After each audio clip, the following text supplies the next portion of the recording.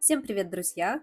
Сегодня я поделюсь с вами рецептом хачапури по-аджарски. Это упрощенный рецепт, все готовится очень просто, поэтому справится каждый. Попробуйте, досмотрите видео до конца, и вы тоже приготовите вот такие красивые, вкусные и очень сырные хачапури. Но для начала не забудьте подписаться на мой канал. Приготовление начнем с теста. Список ингредиентов вы видите сейчас на экране, а также вы найдете его в описании под этим видео. В натуральный йогурт комнатной температуры добавляем соль, сахар и сухие дрожжи. Перемешиваем все венчиком. Добавляем остывшее растопленное сливочное масло и снова перемешиваем. Частями добавляем просеянную муку и начинаем замешивать тесто. Сначала венчиком, потом переходим на ложку, либо руками можете замешивать, либо в блендере. В общем, как вам удобно, так и замешивайте. Главное, чтобы тесто получилось мягкое и эластичное. И вместо йогурта, конечно, вы можете взять кефир. 2% жирности будет достаточно. Вымешиваем вот такое плотное тесто. Вымешиваем его около 3-4 минут на рабочей поверхности. Теперь возьмем емкость, притрушиваем ее мукой и выкладываем наше тесто. Накрываем полотенцем и убираем в тепло на 1,5 часа. За это время мы приготовим начинку. Но начинка будет очень простая, тут вообще готовить особо ничего не нужно, просто смешать 2 вида сыра.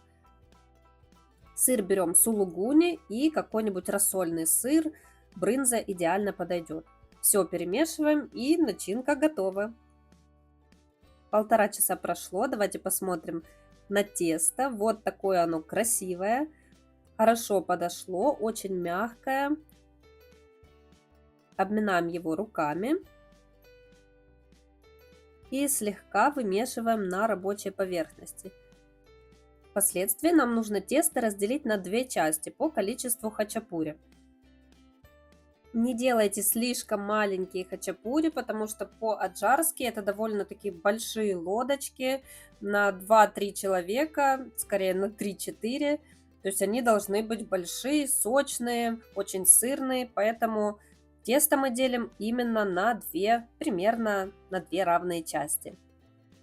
Одну часть теста откладываем в сторону, накрываем полотенцем и начинаем раскатывать наш первый хачапури.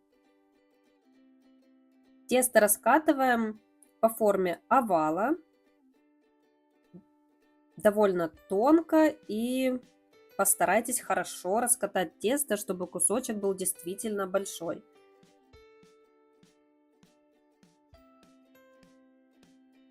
Примерно смотрим, как будет выглядеть хачапури. По краям выкладываем начинку. Это количество начинки рассчитано на 2 больших хачапури, поэтому визуально разделите эту начинку, либо сразу перекладывайте начинку на 2 равные части.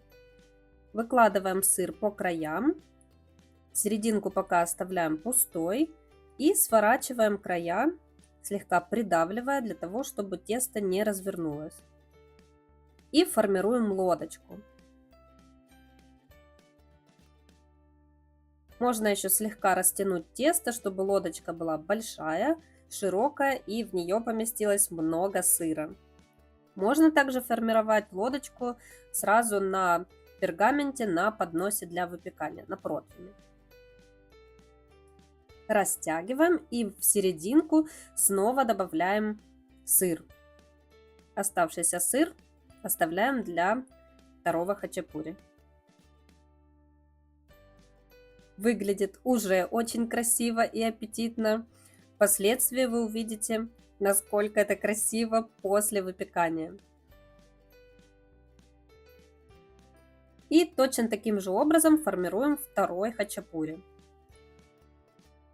Они помещаются на один противень, поэтому выпекаем все за один раз. Также нам понадобится одно яйцо для смазывания теста. Размешиваем его вилочкой и хорошенько смазываем по краям. Чем лучше вы смажете, тем румянее получится хачапури, поэтому яйца не жалейте. Серединку мы оставляем нетронутой. Выпекаем хачапури в разогретой до 180 градусов духовке 20-25 минут. За 5 минут до готовности.